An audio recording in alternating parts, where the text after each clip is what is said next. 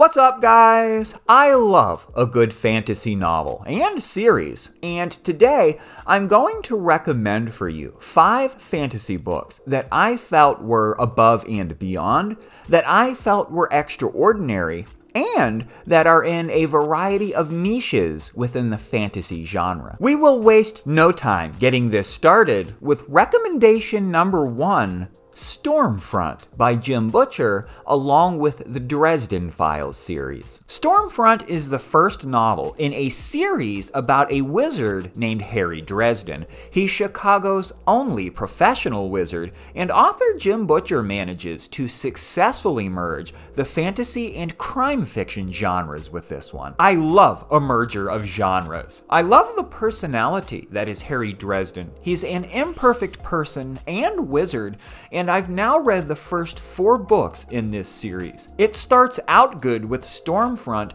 and keeps getting better and better. Although Stormfront is Butcher's first novel, I was blown away at the skill with which he wrote it, and I look forward to continuing to watch this series grow as I read it. The Dresden Files are whodunit mysteries with a magical, fantastic twist. Recommendation number 2, The Way of Kings by Brandon Sanderson, along with the Stormlight Archives series. This is the best high-end fantasy novel that I have ever read. It's breathtaking. So many fantasy readers have suggested that Brandon Sanderson is the pinnacle of epic fantasy writing. In some ways, it may seem like a standard epic fantasy setup with the warring and the magic and the kings and knights and betrayal, but there is absolutely nothing standard about this thing. I have never read anything even close to as gripping as this in high-end fantasy.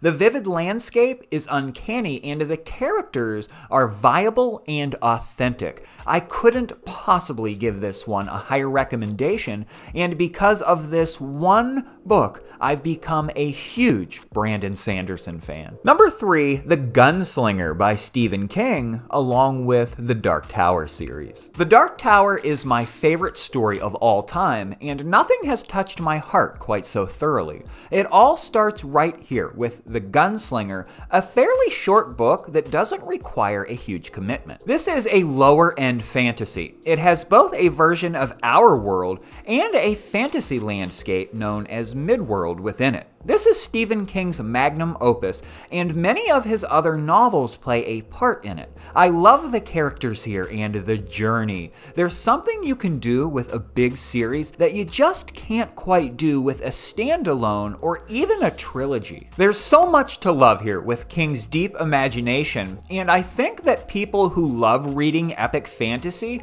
that would like something a little different for a change, but who also don't want to give up on that epic scope and feel might really like this one. Number 4, The Fellowship of the Ring by J.R.R. Tolkien, along with The Lord of the Rings. Hear me out here, guys. I read this for the first time recently, and it was a much better experience than I thought it would be.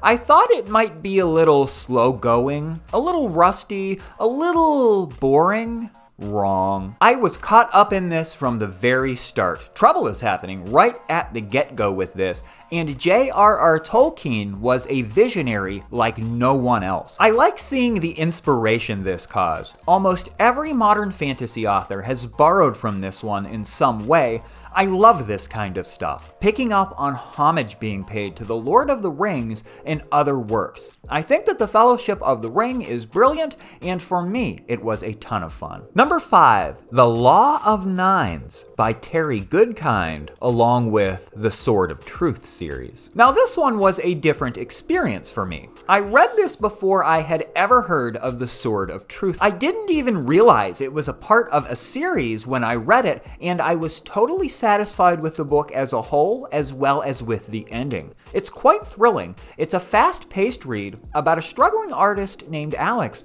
who meets a woman named Jax who is from another world. Like the Dresden Files, it's a merger of genres, this time between suspense and fantasy. This was my first Terry Goodkind book, and I think that it would be absolutely enjoyable as either a standalone read or as an addition to the Sword of Truth novels, if you're into those. And there you have it, everyone. I really enjoyed these ones. You know, there's nothing quite like a good fantasy novel that completely absorbs you into its pages. I strongly recommend the books that I've mentioned, and I hope that you enjoy them if you choose to pick them up. Please like this video if you enjoyed it, and let me know down in the comments which fantasy novels and series are among your favorites. Thanks for dropping by. I'll see you next time.